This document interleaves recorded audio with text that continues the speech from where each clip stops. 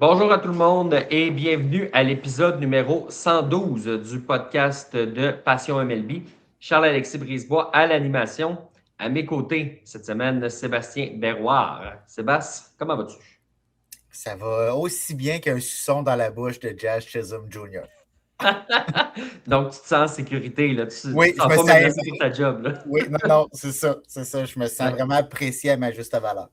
Mais tu fais bien parce que, tu sais, il y a juste à cet endroit-là où tu es apprécié à ta juste valeur parce que dans tout l'environnement externe, sinon, tu es critiqué, Oui, détesté, oui, on se questionne sur ta pertinence. oui, Mais oui, dans cet endroit-là, ça oui, va super bien. oui, oui. Mais moi, j'écoute pas les bruits extérieurs, là.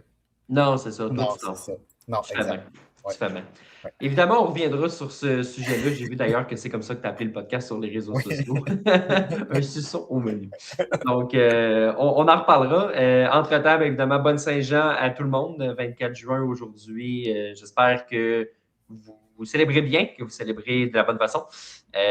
Pour ceux qui sont au Vermont, j'espère que vous avez la chance d'aller voir une petite game des Lake Monsters qui rendent hommage aux expos. Évidemment, là, on connaît le lien entre les expos et le Vermont. Il y a eu un club école dans ce temps-là. J'ai pas vu les détails de la soirée, mais Sébastien, faut qu'il y ait de la poutine là-bas. Là. Ben, j'espère. Par contre, j'ai Mm. vu une calotte et une casquette des Nationals. Ça, c'était comme un petit peu Dans bizarre. les estrades ou. Ben, j'ai vu ça rapidement là, avant qu'on commence le podcast. Là, fait que ça avait l'air d'être dans cet environnement-là. Là. Fait que OK, oui, il y a OK. un lien, là, mais c'est Oui. pas, pas super non plus. Mais garde, Non, c'est ça. chacun. Ben, ça a été leur club école aussi pendant quelques Voilà. années, ceci étant dit, mais c'est pas votre moment. Là. Non, c'est ça. Un autre soir, ça fait aussi. Là. Vous avez le reste de l'année pour être. Quand est-ce qu'ils vont sortir de cette reconstruction-là, les Nationals? Pour vrai, c'est pas une mauvaise équipe. Il y a des bons éléments, il y a des cools éléments, mais quand est-ce qu'ils vont tourner le coin? Je sais pas. Je pensais que ça allait être plus rapide. Puis là, cette année, c'est quand même potable, c'est pas si pire, mais on entend Ouais. qu'il y a certains noms qui pourraient être sur le marché des transactions. Fait qu'on ne sait pas trop dans quelle direction on s'en va à Washington. Non, c'est ça, c'est dur à suivre. Une chance qu'ils ont eu cette série mondiale-là en 2019 parce Oui, qu'ils n'ont pas grand-chose depuis ce temps-là. on ne peut pas leur enlever par contre. Non, exactement. Sébastien, allons voir ce qui se passe chez les Blue Jays de Toronto. Okay, Blue Jays, let's play ball. La semaine passée, les Blue Jays ont annoncé que, regardons, surprise, Max Scherzer, à quelques heures d'un départ contre Boston, a été placé sur la liste des blessés. Mais qu'est-ce que ça tombait bien! Et ça ouvrait la porte au retour de Shane Bieber, qui n'avait pas été parfait dans le 3, mais qui avait monté son nombre de tirs. Je pense que les Blue Jays se disaient, peu importe ce que Shane Bieber va offrir, ça va être mieux que Max Scherzer. On a décidé de l'amener. Il était prêt à lancer. Puis quand je dis prêt, je veux dire prêt en termes de charge de travail, de volume de tir. Mais il aurait peut-être pu profiter d'un départ de plus dans le 3. Tu dis, ça ne peut pas être pire que Max Scherzer. Est-ce que Max Scherzer aurait accordé 3 circuits consécutifs?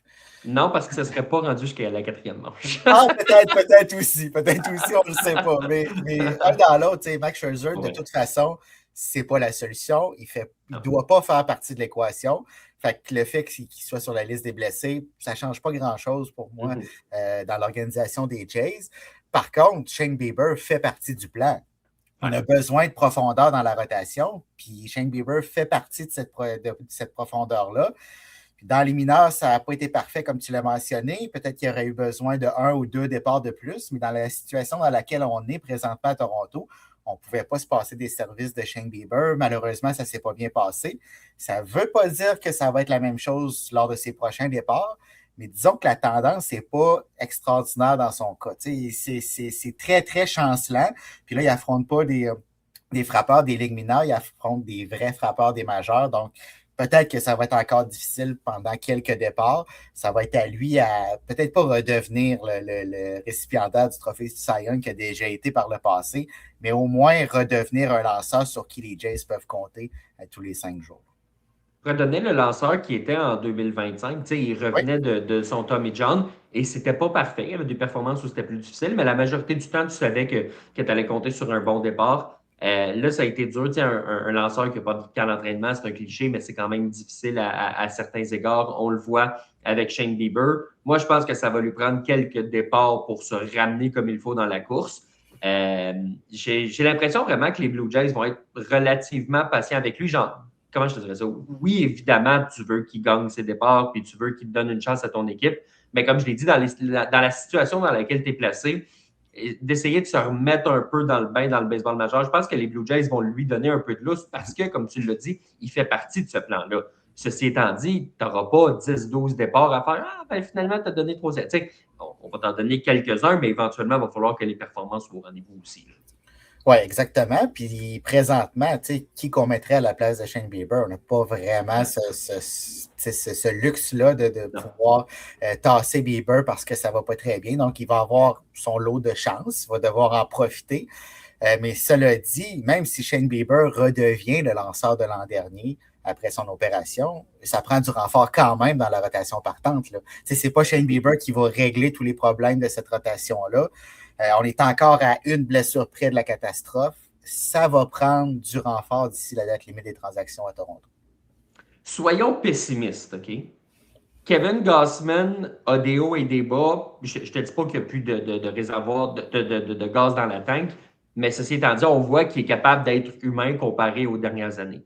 Dylan Cease s'est blessé. Trey Savage est une recrue. Patrick Corbin est redevenu Patrick Corbin. Shane Bieber, on l'a vu, il n'est pas à niveau. Il n'y a pas assez de certitude dans cette rotation-là. Puis tu l'as dit, les Blue Jays sont à une blessure d'une catastrophe. Et cette blessure-là peut être, il ne se blesse jamais, mais ça peut être Patrick Corbin, dans le sens où n'importe quel de ces 5 gars-là qui tombent, tu es dans le trouble. Parce que Jake Bloss, dans les mineurs, n'est pas prêt à arriver. Spencer Miles, il a bien fait quand il a été utilisé comme partant, mais on a vu que c'était essoufflé. Tu sais, son nombre de manches lancées comparé aux autres années, tu ne peux pas l'utiliser comme un partant régulier. Tu peux l'utiliser en longue relève, dans le pire, si tu veux manger des manches, mais sans plus. Puis de toute façon, son bras est assez intéressant pour vouloir le garder dans des situations un peu plus intéressantes. Simeon Woods-Richardson, tu peux y penser si tu veux. Tu n'as pas beaucoup vraiment de solutions à l'interne. Donc, même si tout le monde reste en santé, je ne suis aucunement étonné d'apprendre que Ross Atkins dit « Ouais, une de nos priorités, c'est probablement un lanceur partant. » Oui, je suis d'accord avec toi. Oui. Puis même si, il y en a qui vont dire, oui, mais on a besoin d'attaque, on ne fera pas chez les Jays. C'est vrai.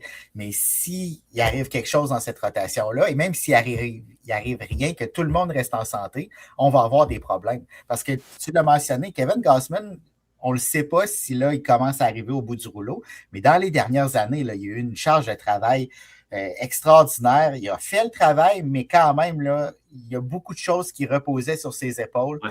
Elle vient avec une pression, puis ça se peut à un moment ou à un autre que ça lâche. Je ne dis pas que c'est ça qui est en train d'arriver. Je pense qu'il est encore capable de donner de très bonnes manches aux Jays. Mais par contre, ça va arriver qu'il va s'essouffler. On l'a vu dernièrement, puis ça va réarriver dans cette saison-là. Donc, tu as besoin d'autres lanceurs qui vont être en santé, puis qui vont être assez solides pour tenir le fort pendant que ce soit Gausman, que ce soit Cease. Il y a Savage aussi, là, il risque de connaître des passages à vide dans cette saison-là. Donc, ce ne sera pas parfait, ce ne sera pas un long fleuve tranquille. Donc, ça prend du renfort dans cette rotation partante. Puis comme tu l'as dit, j'ai aimé le parallèle que tu as dit, tu sais, mettons l'attaque ou quoi que ce soit. La différence, c'est que sans que ce soit toujours des solutions parfaites, les Blue Jays ont des solutions à d'autres positions. Par exemple, chez les frappeurs, tu dis, Addison Barger va revenir. Là, j'extrapole, mais peut-être qu'Anthony Santander aura un impact.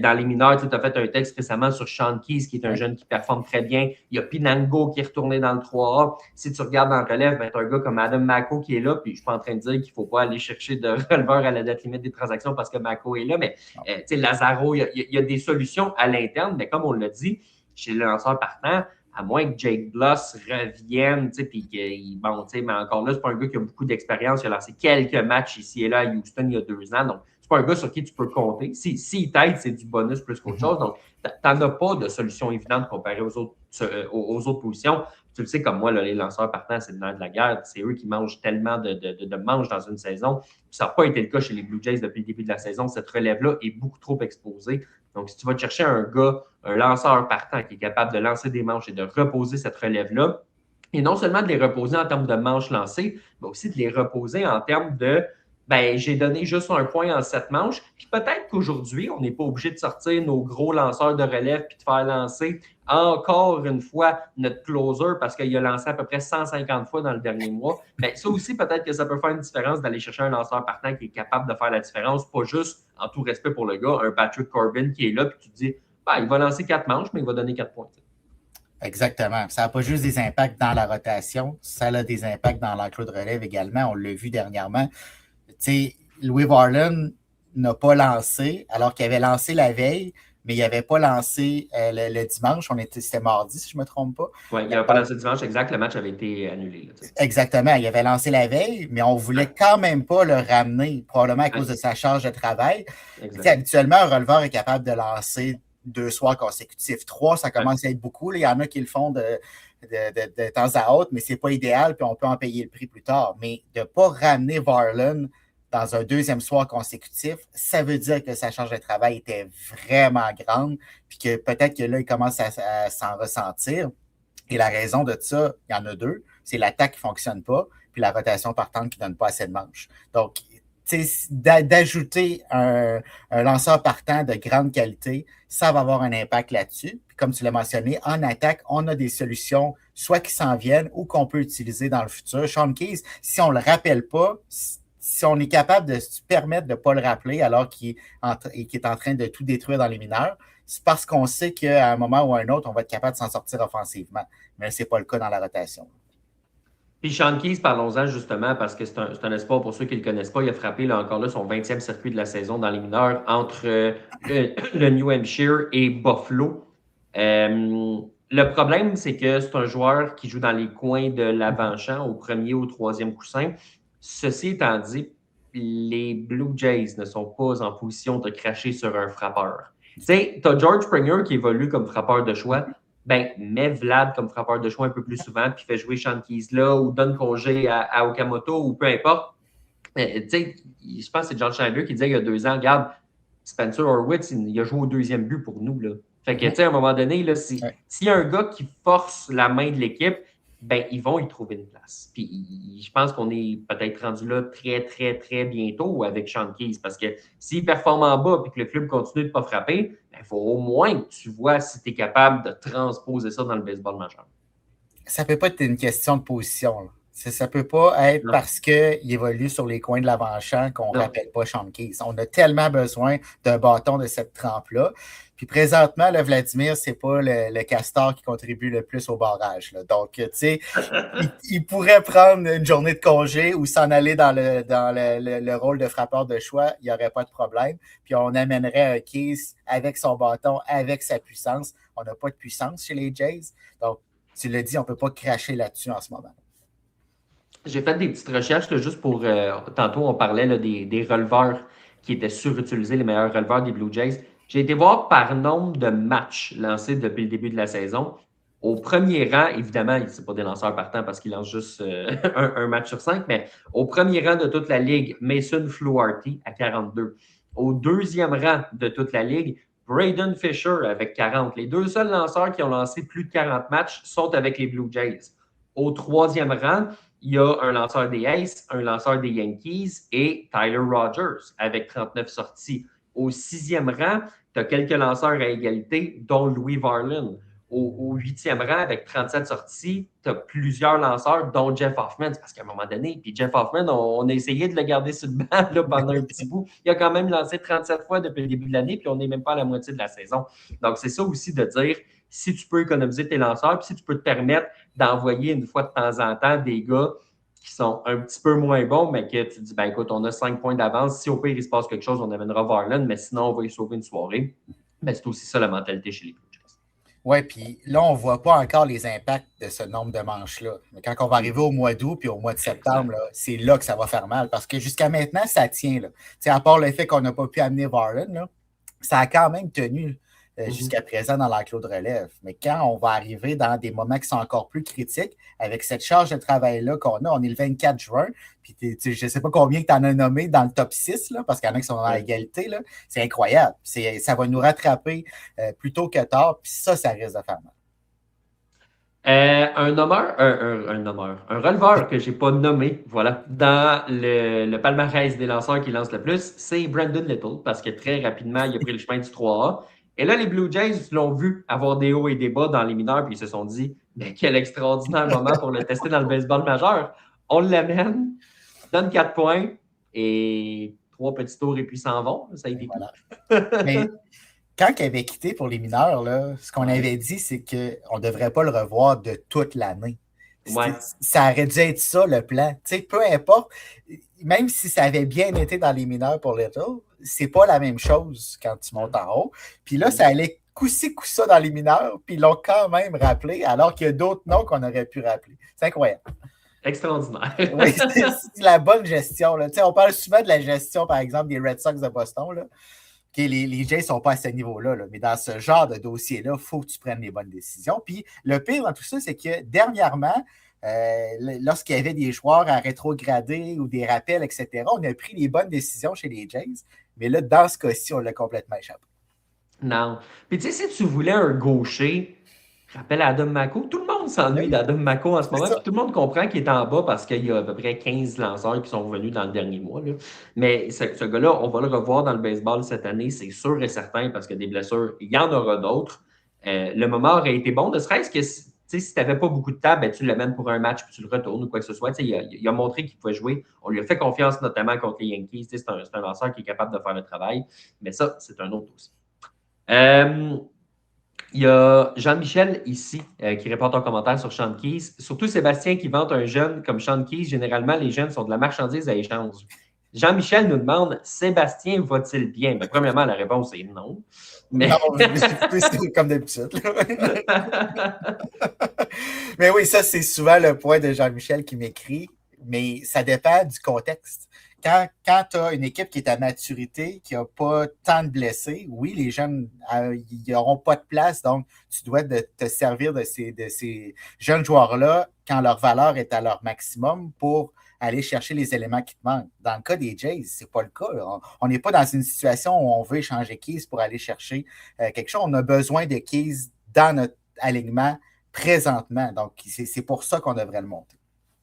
Et il n'est pas dit que si une équipe veut Sean Keys contre un élément qui peut aider les Blue Jays, que les Blue Jays ne pourraient pas l'échanger parce que, comme on l'a dit, oui, tu t'arranges pour y faire de la place, sauf que si c'est principalement un joueur de troisième coussin puis de premier but, ça se peut que son futur soit ailleurs parce que ces positions-là ne devraient pas changer. Le Guerrero, écoute, il est locké au premier but pour les 14 prochaines années. Puis Okamoto, présentement, tu le tasser de là, toi, ou Kazuma Okamoto? Pas vraiment, non. Non, hein, j'en tasserais beaucoup d'autres avant, là.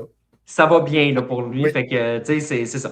Ça se peut que son futur soit ailleurs, mais présentement, tu ne l'as pas échangé. Teste-le, puis peut-être même que ce sera une façon à la fois de t'aider et de le placer dans la vitrine, donner un petit peu de valeur à cette candidature-là. Mais non, ça se peut qu'il soit échangé, ça se peut qu'il reste, ça se peut qu'il reste dans le 3A, ça se peut qu'il monte à Toronto. On verra ce qui va se passer. Parlant des Blue Jays, encore une fois, faut glisser un mot sur le vote pour le match des étoiles. Ernie Clement qui mène l'américaine au grand complet. Ce gars-là, doit-tu se pincer, tu penses? Je voyais Keegan Matheson qui disait moi, quand ce gars-là a été acquis, j'en ai même pas fait de texte. Fait que, tu sais, c'est comme de la profondeur qui arrive dans l'organisation. Quel développement extraordinaire d'un joueur qui est indispensable. Tu sais, présentement, il y a des mots de dos, puis on est comme, mon Dieu, cet alignement-là n'est pas pareil sans lui. Il manque un ou deux matchs, puis tu dis quasiment que c'est la catastrophe. Ouais. Il peut dépanner au deuxième coussin, puis tu sais, si tu vas chercher quelqu'un puis que tu veux le tasser de position ou que tu veux donner une journée de congé à Jimenez, à Okamoto, peu importe, tu peux le placer n'importe où. On s'en fout de le déplacer. Tu sais qu'il va faire le travail. Il est bon défensivement. Il y a un style qui est important pour ce club-là. Un gars qui fait juste placer la balle en jeu. Des fois, tu ne peux pas avoir juste 9 Ernie Clement. On s'entend tous là-dessus. Mais tu peux définitivement en avoir un. Puis présentement, les Blue Jays, mon Dieu, qu'ils sont contents de compter sur Ernie Clement. Puis de ne pas s'être dit, ben ça a fonctionné l'an passé, mais ils vont-tu pouvoir le répéter? Oui, il va pouvoir répéter ses exploits-là. Et que dans ce cas-là, je me suis planté. Ça, je ne l'ai vraiment pas vu venir. Là, je me disais que ce qu'il a accompli l'an dernier, c'était exceptionnel, puis que c'était un accident dans sa carrière, dans le sens que c'est pas un mauvais joueur, mais qu'il n'allait pas répéter ça, mais il continue. Puis, comme tu l'as dit, c'est ce club-là repose pratiquement sur ses épaules offensivement. Pas seulement lui, on parle de Kamoto et autres, mais quand même, il prend une grosse charge de travail dans le rôle offensif. Puis ça reste Ernie Clement, là, que personne n'attendait. Puis c'est lui qui prend ce lead-là. Donc, dans son cas, contrairement à Vladimir, c'est mérité, même si c'est tout le pays qui est derrière lui, alors qu'aux États-Unis, c'est des villes qui sont derrière leurs joueurs, mais c'est mérité qu'il y ait cette reconnaissance-là parce que c'est pas seulement cette année, c'est l'an dernier également. Puis là, on dirait qu'il est en train de récupérer le fruit de son travail, puis c'est tout à son honneur. On s'entend là, que Vlad ne mérite pas non seulement d'être partant au match des étoiles, mais il ne mérite pas d'aller au match des étoiles cette année. Là, c'était mérité les autres années, mais pas cette saison. Ceci étant dit, je trouve ça cool d'un point de vue, soyons chauvins un peu, de voir que oui, le territoire est plus grand, puis tout le monde au Canada vote pour les Blue Jays, puis il n'y a pas de base aux États-Unis qui a un 36-40 millions qui votent pour eux. On s'entend là-dessus, mais je trouve ça cool justement que les gens se mobilisent, puis qu'ils votent en masse pour les Blue Jays, puis tu mets un système de vote, tu le sais que ce ne sera pas parfait, puis tu le sais que ce ne sera pas impartial. Si tu veux le meilleur résultat possible, ben fais en sorte que ce soit des journalistes ou des dirigeants ou la MLB en tant que telle qui décident. Tu as décidé d'y aller avec ce format-là, vis avec. Mais je trouve ça cool de voir que les Canadiens, en général, se lèvent et font comme « Hey, on est là, on l'aime notre baseball, on vote pour nos joueurs, même s'ils ne le méritent pas. » Tous les joueurs sont là. Alain Drokirk, qui est deuxième pour les receveurs, il a joué 8 games. Je veux dire, à un moment donné, il ne mérite pas d'être au match des étoiles, pas par ses performances, mais parce qu'il n'a pas joué beaucoup. Miles Straw, qui est dans le top 10 pour les voltigeurs, si on jouait, es-tu capable de me nommer les 10 meilleurs voltigeurs de l'américaine? Il n'est pas là. Puis c'est rien contre le gars, mais il n'est pas là. Mais je trouve ça cool de voir justement que les Canadiens se mobilisent et qu'ils font « Hey, on existe, puis on est là, puis on le suit le baseball, puis c'est pas juste le America's Pastime, on est là nous autres aussi. » Non, c'est sûr et certain, puis ça montre toute l'importance des Blue Jays au Canada. Puis on l'a vu l'an dernier, ils se rendent en série mondiale. On a senti l'effervescence par la suite autour du baseball canadien. Donc, ça a une importance capitale au Canada, les Blue Jays. Ça va continuer de l'être. C'est sûr qu'il y a un danger qui vient avec ça. T'sais, on ne veut pas avoir la formation des Jays au match des étoiles pour commencer le match. Là, c'est pas si pire parce qu'on a Ernie Clement qui le mérite. On a Vladimir qui reste quand même un des visages du baseball majeur, qui est un joueur spectaculaire que tu veux avoir dans ce genre d'événement-là. Mais justement, on ne veut pas avoir Miles Straw au match des étoiles, là, sans rien lui enlever. Il n'y a rien de plus beige que Miles Straw. Donc, tu ne veux pas l'avoir dans un événement comme ça. Par contre, comme tu l'as dit, c'est là qu'on voit que les Canadiens se tiennent derrière leur club jusqu'à la fin. Puis on l'a vu en série l'an dernier, c'était extraordinaire. Parlant de Ernie Clement et de gars comme ça, il y a Jean-Michel justement qui nous dit Ernie Clement et Nathan Lucas, c'est des gars qui sont plus vieux que des prospects. On les a gardés dans le 3A plusieurs saisons. C'est vrai que ça leur a pris du temps à arriver. Puis on voit qu'ils sont meilleurs que beaucoup d'agents libres qui sont signés à fort prix.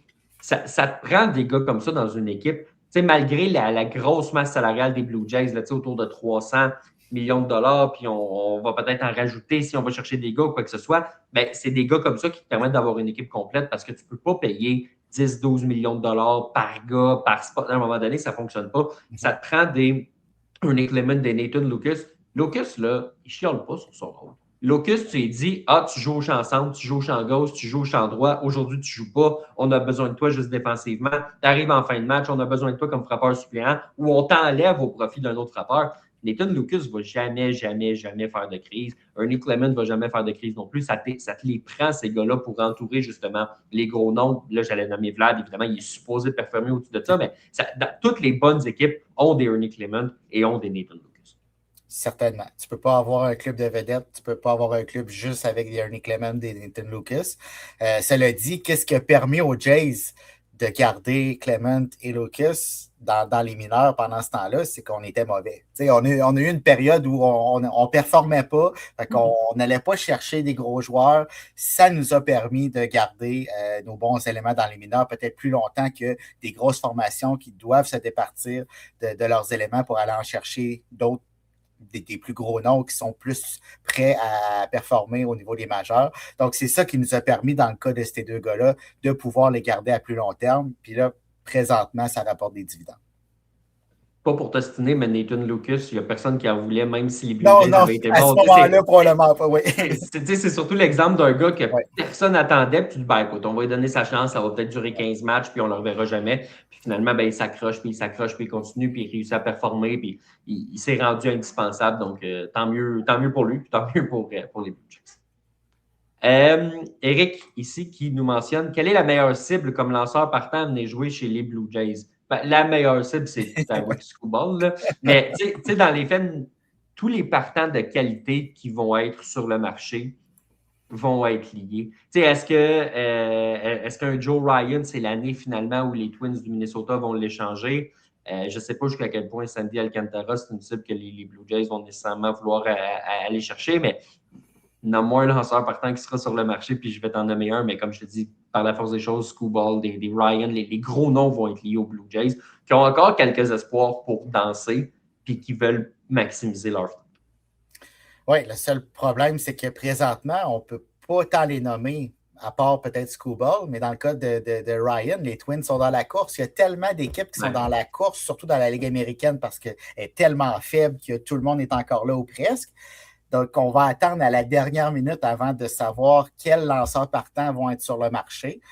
Puis là, c'est là qu'il va falloir réagir. Puis il va falloir réagir très rapidement parce qu'il va y avoir beaucoup de poissons. Là. Il va falloir peut-être qu'on surpaye pour aller chercher un bon lanceur partant. Mais si on croit en nos chances, parce qu'au début de la saison, on croyait en nos chances, les blessures nous ont un petit peu ralenti, certaines contre-performances. Mais il va falloir probablement surpayer puis aller chercher celui qu'on veut. Un nom, je ne sais pas s'il va être disponible parce que je ne suis pas sûr que les Angels vont vouloir le laisser partir, mais Reid Detmers, si jamais il est disponible, c'est le genre de gars qu'il y a beaucoup d'équipes qui vont sauter sur lui. Les Angels ont eu de la misère à développer des lanceurs. Lui, c'en est un bon qui est capable de faire le travail. Est-ce qu'on va finir par s'en départir comme on se départit de tout le monde en Anaheim? C'est une bonne question, mais c'est un nom à surveiller. Mais comme je te dis, moi, si je l'avais amusé, je pense qu'il ne partira pas. Mais s'il devait partir, les Blue Jays doivent être dans. Tout est possible avec les anges dans nos campagnes. Tu vois, Jean-Michel qui est un peu dans le même esprit et qui nous parle de José Soriano là, des Angels, là, qui a connu un début de saison qui avait marqué l'imaginaire et redevenu un peu plus à la normale, mais encore une très, très, très bonne saison.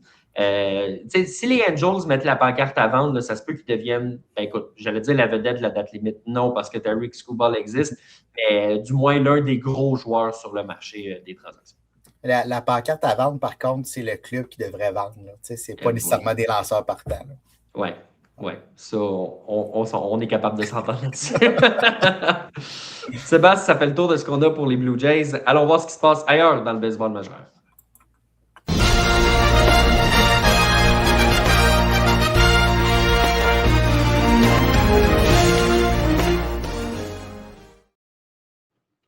On va s'imaginer que t'es Jazz Chisholm Jr., OK? J'aime pas ça. Je m'en fous. Puis là, mettons, là, pour une raison que j'ignore, là, ton auto est vraiment rempli de stock. Là. Puis là, il te reste juste une place pour amener un élément au stade pour le match. Est-ce que tu amènes ton jackstrap ou tes suçons? Première des choses, je n'amène pas de pantalon parce que de toute façon, je vais mettre les pantalons d'un autre coéquipier dans le vestiaire. Ça, c'est vrai. Je fais toute l'année. Mais je vais amener un suçon, voyons. C'est tellement important. Puis je vais amener le pot au complet, là. C'est pas juste un. Parce que j'en ai besoin de plus qu'un. On n'est pas des animaux, là. On n'en prend pas non. Là. Ben non. George Steinbrenner, il doit se revirer dans sa tombe en voyant ça? Ah, il a fait 2 tours dans sa tombe. C'est pas juste en revirer, il a fait 2-3-60. C'est incroyable, c'est incroyable. Imagine-toi là, dans les grandes années des Yankees là, avec les Jeter, les Posada, les Mariano Rivera. Imagine-toi un joueur avec un suçon au deuxième but alors que le club vient de perdre ses 3 derniers matchs, qu'on perd 4-1 dans la rencontre. Probablement que ça aurait été son dernier match dans le pyjama rayé. Là. Mais là, ça a l'air que c'est pas le cas. Non. Puis, moi, je trouve ça le fun, Aaron Boone qui se fâche juste quand c'est amené publiquement. On dirait que j'ai de la misère à croire quand il dit c'est la 2e fois que ça arrive puis je ne l'avais pas vu. Tu regardes quoi? Ouais, mais à sa défense, je pense qu'il est concentré sur le match puis ses décisions à prendre. Ouais, mais concentré puis concentré. Là, il y a un gars qui a un suçon dans la gueule puis il le voit pas. Ouais, je comprends, mais à la télévision, mettons que c'est plus facile peut-être de le voir que est-ce qu'il pensait que c'était un cure-dent. Quoique Jazz se faisait un plaisir de sortir son suçon de sa bouche, de Ouais, le ouais. regarder, de le remettre. Tu sais, il y a des choses pires que ça qui peuvent arriver dans le baseball majeur, là, mais ça fait juste montrer un manque de professionnalisme. Tu sais, Ouais. t'es là pour jouer à la balle, t'es pas là. Les suçons, prends-en dans le dugout tant que tu veux. Mais là, tu es au deuxième but, tu dois te concentrer sur le prochain lancer qui s'en vient, tu dois être prêt. Puis là, tu as un suçon dans la main, tu as ton gars dans l'autre. Ça ne fait pas de sens. Tu es dans les majors, tu es un professionnel, tu es avec, si c'est pas la plus grosse organisation du baseball majeur, c'est pas loin. Puis c'est de cette façon-là que tu réagis. Puis c'est pas un fait divers, là. C'est pas une chose qui est arrivée une fois dans sa carrière, là. Ça s'accumule de semaine en semaine. Tu penses qu'il est arrivé au bout de l'aventure? Ben non, on s'en va encore un petit peu plus loin, puis on pousse le bouchon. Puis c'est pas comme s'il y avait une grosse saison puis qu'il jouait Non comme plus. un MVP puis que tu lui dis ah ben écoute, on essaiera, bon, on veut pas le brimer ou quoi que ce soit. Non, tu peux le brimer, il n'a pas une bonne saison. Moi, ça me fascine, puis on dirait que c'est l'espèce d'attitude d'enfant gâté. Tu sais, le lendemain, il frappe un circuit. Qu'est-ce que tu fais? Ah ben là, dans le dugout, ça va chercher un suçon. Pourquoi tu ramènes ça? Ferme ta gueule, arrête! Ouais. Qu'est-ce que tu fais? Pourquoi tu veux à ce point attirer l'attention sur toi pour les mauvaises raisons? Parce qu'il n'y a pas de bonne raison de prendre un son sur le terrain. Si c'est parce que tu veux avoir quelque chose dans la bouche, ben, tu peux faire comme tout le monde qui prend des graines de tournesol. C'est moins grave, tu n'as pas un bâton qui te dépasse quand il y a une balle qui peut être frappée contre toi. Si c'est parce que tu as besoin d'une espèce de petit rush de sucre en plein match, ça se peut. Prends une gomme, ça va faire la même affaire. Il y a des solutions pour toutes les niaiseries qui n'est pas prendre un suçon. Ça n'a aucun sens. C'est vraiment un manque de respect à la game. Ça n'a pas de sens. Puis on le sait que c'est pour attirer l'attention. On le sait qu'il n'y a pas d'autre raison que ça. C'est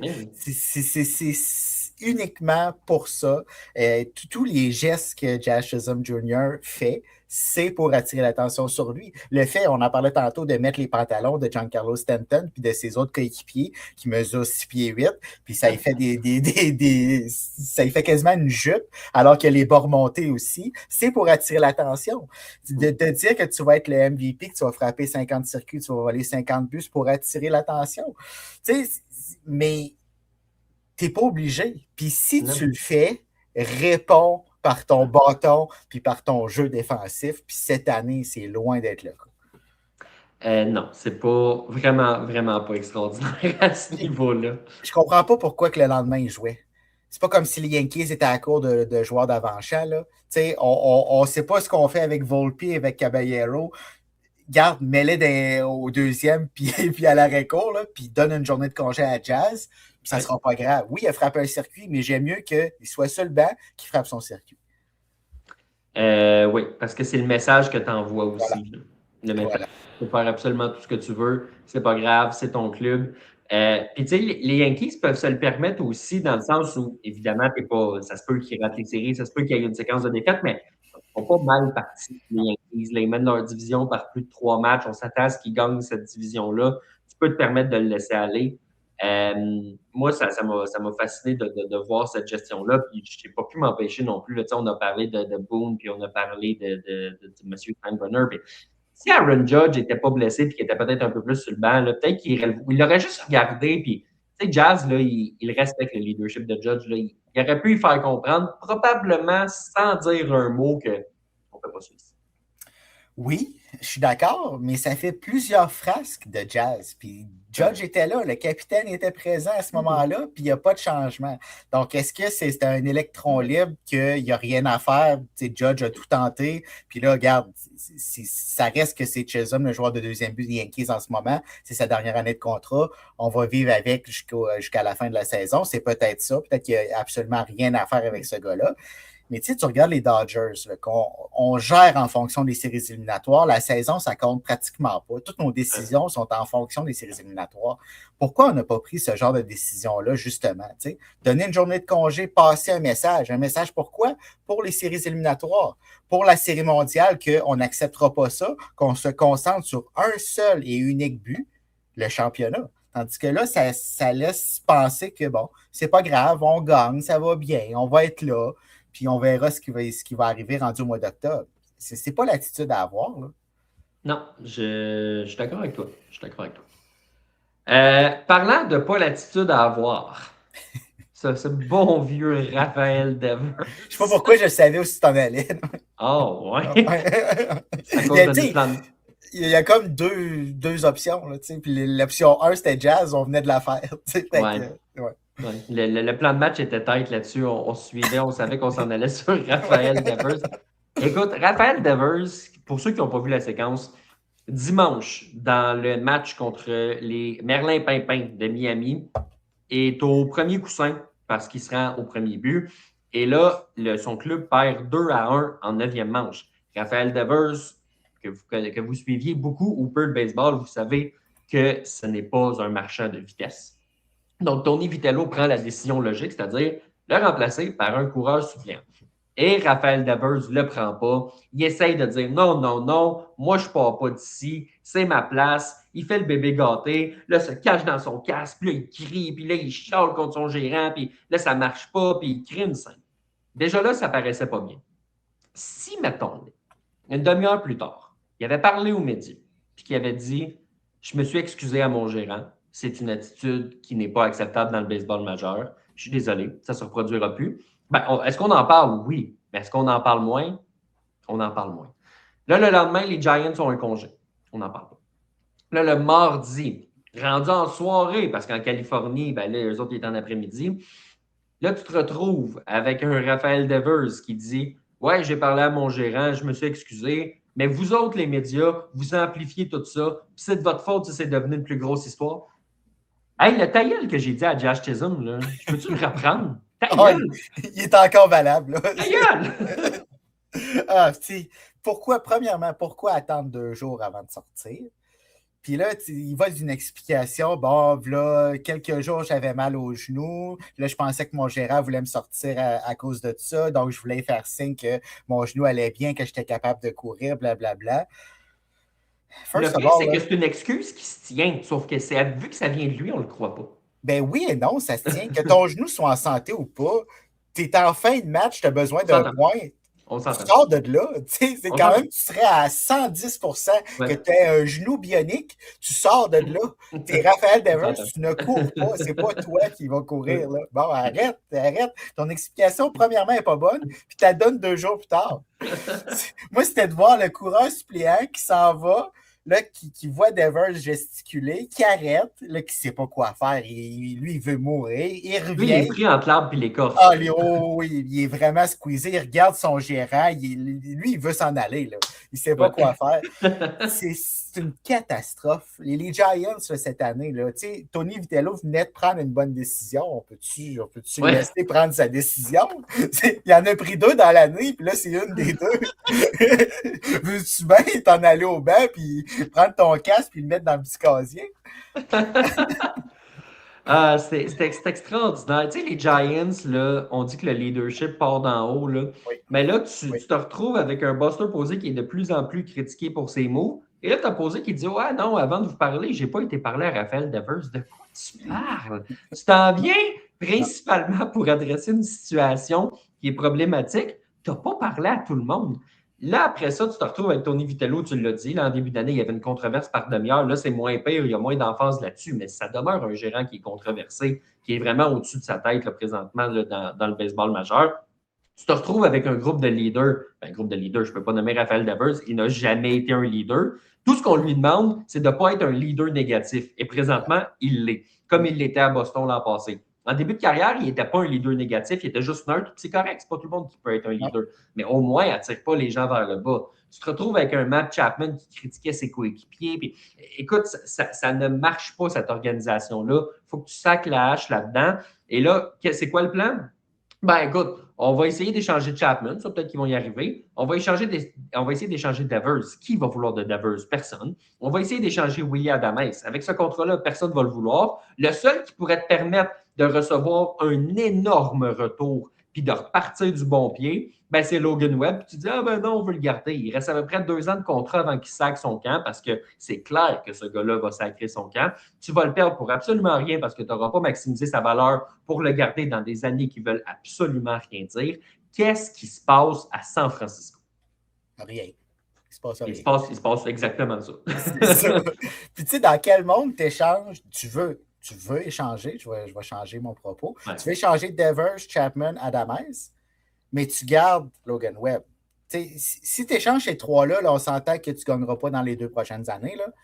Mais Logan Webb, c'est ça qui lui reste. Donc, let's go. Vas-y avec Webb également. Fais un ménage, fais une reconstruction, une transition, ce que tu veux, mais vas-y all-in, fais pas ça à moitié. Puis ça nous ramène à poser qu'on croyait que c'était vraiment un leader quand il était un joueur. Là. Peut-être que c'était le cas, mais on commence à avoir de gros doutes. Puis c'est vraiment dommage parce qu'il a eu une carrière extraordinaire.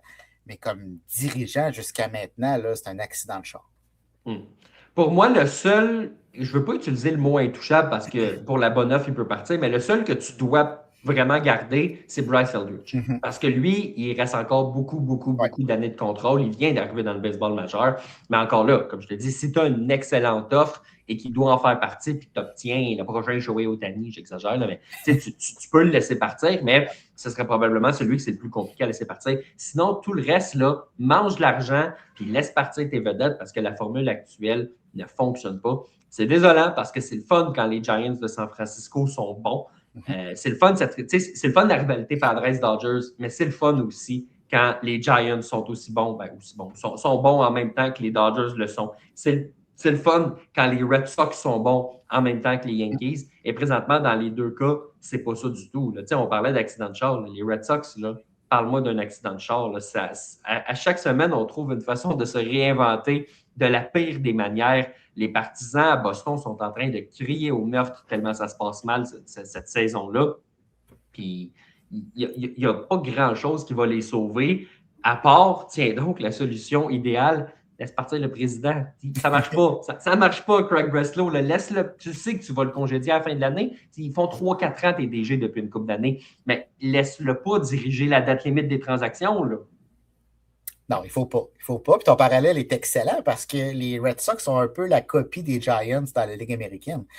On n'a pas de leadership à partir d'en haut. C'est la même chose qu'à San Francisco. Là, on a un manque de leadership qui part d'en haut puis qui se transmet d'étage en étage jusqu'aux joueurs où on n'a aucun leader. On croyait avoir réglé un petit peu ce problème-là l'an dernier. Cette année, on est revenu au début de l'année passée. Mais tout ça part d'en haut. Donc, tu dois procéder à un changement au deuxième étage. Puis peut-être que dans une ligue américaine très faible, ça va sauver ta saison, un petit peu comme l'an dernier où on s'est réveillé en deuxième moitié puis qu'on a réussi à participer aux séries éliminatoires. Peut-être que tu as une petite chance de sauver ta saison de cette façon-là. Si tu gardes Breslow en poste, tu n'as aucune chance chez les Red Sox. Absolument aucune. C'est vraiment une catastrophe ce qui se passe sous le leadership. Oui, c'est ça. Ça fonctionne pas. Là. Ça fonctionne pas. On s'entend que on se répète, là, mais les blessures ont fait mal là-bas, mais tu es l'artisan de ton propre malheur. Là. Je veux dire, tu as laissé partir Alex Bregman parce que tu ne voulais pas lui donner une maudite clause de non-échange. C'est ça que ça donne. Puis là, ben, tu te retrouves avec une équipe qui a ni queue ni sens, comme on dit. Puis oui, Garrett Crochet est blessé, là. Mais il ne t'aurait pas mené à 15-16 matchs au-dessus de la barre des 500. Là. Il lance aux 5 jours. Ouais, oui, ça a un impact sur la rotation, mais c'est vraiment pas seulement les blessures à Boston qui font qu'on connaît cette saison. Non, c'est ça. T'sais, Brian Bayou ne serait pas devenu finaliste au Cy Young parce que Crochet aurait lancé à côté de lui. Là. Non, c'est ça. Exact. Puis il n'est plus là. Non. Je veux qu'on glisse un mot plus positivement sur... Oui, c'est vrai qu'on est négatif dans les dernières minutes. Hein? Les Jazz Chisholm, les Giants, Rafael Devers, les Red Sox. C'est bien qu'on change de registre un petit peu. C'est ça. Hey, avant de passer au positif, il y a Jean-Michel qui nous a recrinqué un petit peu. IKF qui joue les leaders à Boston, est-ce que c'est normal? La réponse est non. Non, c'est ça. Ça se peut juste pas. Là. Non. Non. Ça a commencé quand il est arrivé et il a fait bon, nous autres, quand j'étais avec les Blue Jays, nous autres, on rêvait de pogner les Yankees parce que c'était un match-up plus facile. C'est ça. IKF. Prends à courir 2 pouces de plus puis on s'en reparle. Oui, c'est ça. C'est ça. Prends un écart au troisième, là, puis on s'en rejoint. C'est ça. Ouais. Plus positif, donc. Oui.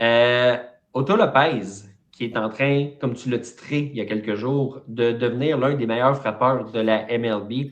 premier frappeur à atteindre la barre des 100 coups sûrs cette saison, ce qui est vraiment pas un mince exploit dans le baseball majeur. Écoute, il va se battre pour le championnat des frappeurs. Il est un joueur très, très, très important. Il a des chances, peut-être pas comme partant, parce que je ne pense pas qu'il va être élu, mais il a des chances de participer au match des étoiles, puis j'espère qu'il va participer au match des étoiles. Belle histoire, celle d'Otto Lopez. On parlait tantôt, là, les Nathan Lucas, les gars comme ça, qui ont mangé leur pain noir peut-être une saison ou deux de trop dans les mineurs, mais qui ont fini par atteindre le baseball majeur, des fois dans une autre organisation. Otto Lopez, c'est exactement ça. Il a trouvé sa niche à Miami, puis il est en train d'aider ce club-là à se relancer de la bonne façon. On le prendrait-tu à Toronto, Otto Lopez, tu penses? Je savais que tu dirais ça. C'est facile à dire, là. Avec raison. Avec raison. Mais c'est ça pareil, d'avoir un joueur de cette trempe-là cette année qui a travaillé des choses. Souvent, on peut faire le parallèle avec Vladimir qui, mécaniquement, présentement, ça ne va pas bien. Mais dans le cas d'Otto Lopez, c'était pas parfait, puis il a décidé de travailler très fort avec l'entraîneur des frappeurs des Marlins pour se servir plus du bas de son corps, de ses jambes, d'avoir un peu plus de rotation dans son élan, ce qui fait qu'il frappe la balle plus durement, bien sûr, ce qui fait que les balles au sol percent l'avant-champ, ne perçaient pas l'avant-champ par le passé. Là, ça perce l'avant-champ, c'est un coup sûr. Ça monte sa moyenne. Ça fait qu'il est dans la course pour être champion frappeur dans la Ligue nationale. Donc, de travailler sur la mécanique, de faire des changements, dans la plupart des cas, ça va rapporter, puis ça l'a rapporté dans le cas d'Otto Lopez, qui est un nouveau joueur. Là. Quand tu deviens du jour au lendemain ou presque un des meilleurs frappeurs du baseball majeur, c'est un nouveau joueur qu'on est en train de voir. 100%. Puis c'est le fun. Il a passé quelques années au Québec là, durant son adolescence. Donc, un beau modèle là, pour les Québécois qui veulent percer, évidemment, là, dans le baseball majeur. Je veux qu'on glisse un petit mot sur la formule du concours de circuit qui va changer. On abandonne le cadran, on revient à une formule basée plus sur le nombre d'élans en tant que tel. Peux-tu nous expliquer un petit peu qu'est-ce qui va se passer au concours de circuit cette saison? Ben, c'est une très bonne chose. Premièrement, là, je trouve, pour ma part, là, qu'on revienne, on ne va pas se concentrer nécessairement sur le cadran, qu'il faut qu'on se dépêche. Est-ce qu'on va prendre notre temps d'arrêt? On est à bout de souffle. On va pouvoir prendre tout le temps qu'on veut du côté des frappeurs pour pouvoir frapper le plus grand nombre de circuits. On va avoir un nombre d'élans maximum. Donc, on va s'élancer sur des bons lancers aussi. Souvent, par le passé, le cadran diminuait, donc là, on s'est lancé sur un petit peu n'importe quoi. Ce n'est pas tous les lanceurs qui lancent cet événement-là qui sont très bons aussi. Non, des fois, ça va être le paternel du joueur.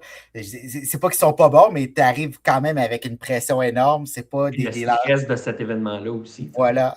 Fait que ça donne pas des excellents lancers. Là, je pense qu'on va assister à un meilleur spectacle, même si c'en était un excellent. Mais on risque de voir des très, très longs circuits. Puis, tu sais, le baseball majeur ne peut pas manquer son coup.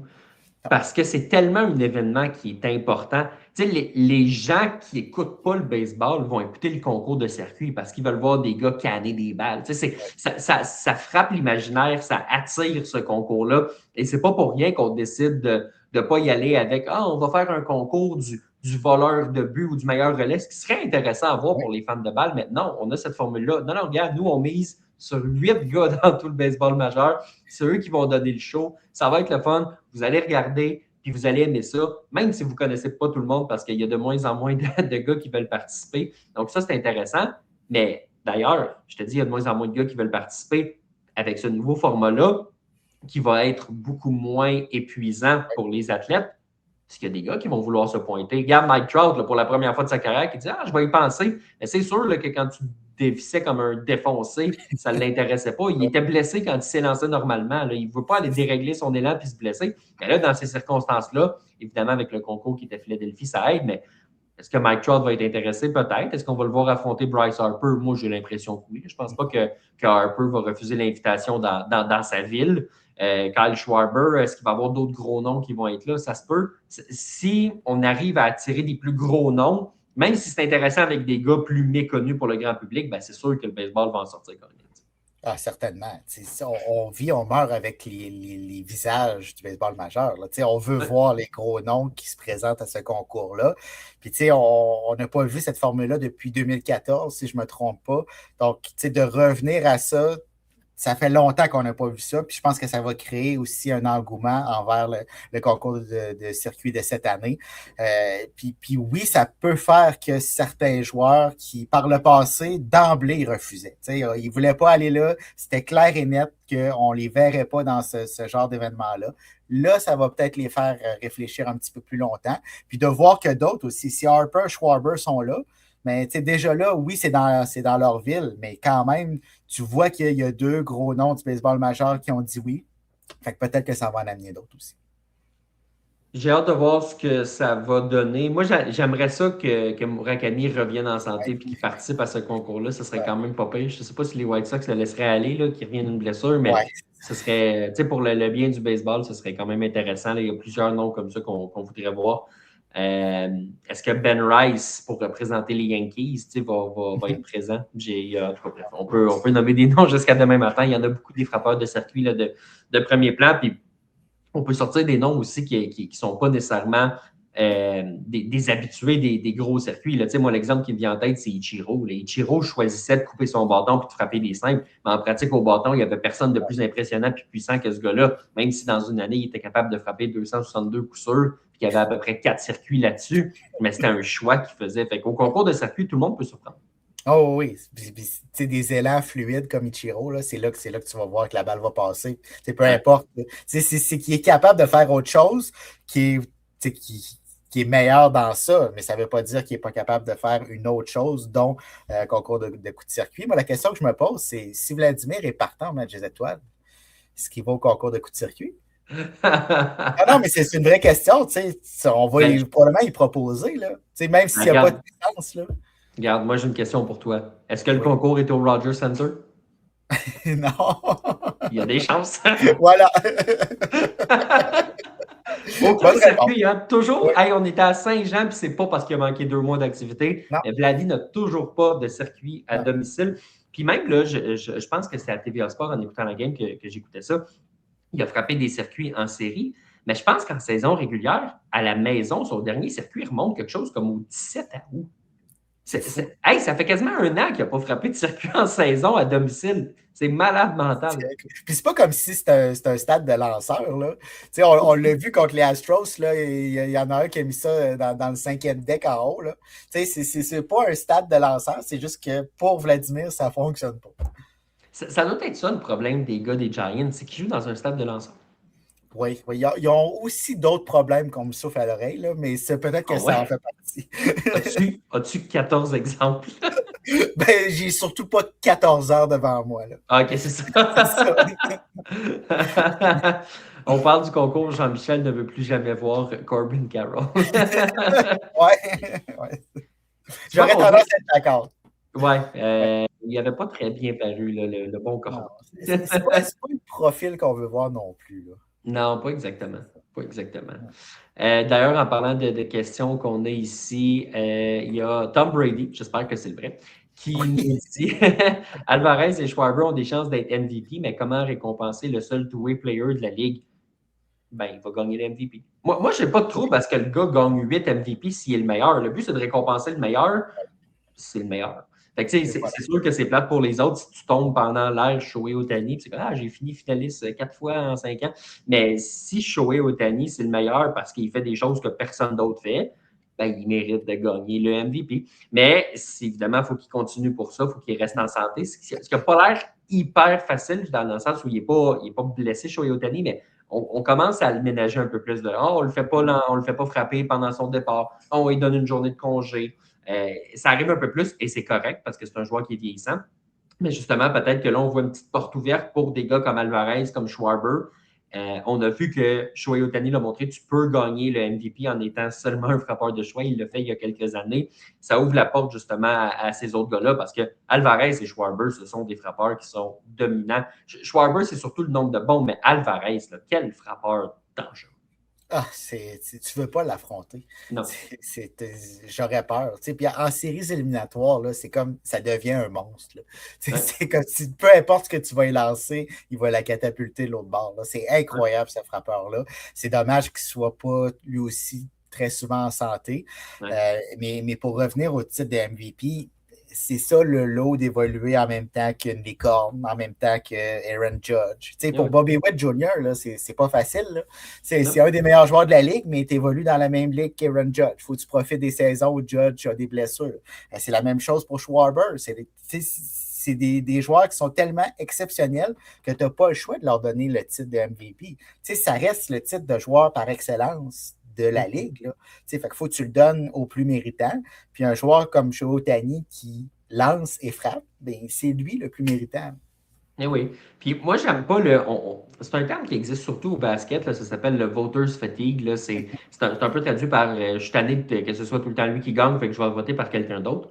Pourquoi? Si c'est lui ça. qui mérite de gagner, c'est lui qui mérite de gagner. Puis au contraire, je trouve ça cool de voir cette ère-là, de faire comme hey, ce gars-là, là, il collectionnait les MVP. Là. Tu sais, Shohei Ohtani, là, c'est 4 fois dans les 5 dernières années. Puis l'année qu'il n'a pas gagné le MVP, ben, il a fini 4e au Cy Young quand même, là, ce qui n'était pas super. Puis il y avait eu beaucoup de votes de MVP aussi. Mais au même titre que tu regardes dans le passé, tu dis hey, Barry Bonds, là, ces fameuses 4 années entre 2001 et 2004 où il était intouchable, puis il y avait plus de présence sur les buts que de présence au bâton, là, ce qui avait comme aucun bon sens comme statistique, là, que tu n'arrives pas à raisonner comment c'est possible. Mais je trouve ça le fun de vivre ça justement à l'étape de l'ère moderne s'il le mérite. Puis s'il y a une mauvaise année, ben, qu'il ne gagne pas par pitié ou peu importe, que tu le donnes à quelqu'un. Mais si Shohei Ohtani le mérite, Shohei Ohtani le mérite. Et il le mérite. Et il le mérite. Sébastien, ça fait le tour de ce qu'on avait pour ce soir. Merci à tout le monde qui a été là à nous écouter en live sur les réseaux sociaux. Et mercredi, 20h, sur le Facebook, le Twitter et le YouTube de Passion MLB, pour ceux qui veulent venir nous poser vos questions en direct pour qu'on puisse y répondre. Sinon, ben, pour tous les autres, Sébastien, c'est sur les plateformes de podcast que ça se passe. Exactement. Et sur notre site web, passionmlb.com, tous les épisodes du podcast sont présents. On a plusieurs textes par jour sur l'actualité du baseball majeur, sur les Suissons de Jazz Chisholm, sur les Red Sox de Boston, sur les Giants de San Francisco et sur plein d'autres choses. Donc, continuez à nous suivre. On vous sent présent en grand nombre, puis c'est vraiment le fun de vous voir. Merci à tout le monde de votre implication, que ce soit au podcast ou sur le site, de nous lire, de nous écouter. Je vous souhaite une excellente semaine de baseball et nous, on se dit à la semaine prochaine.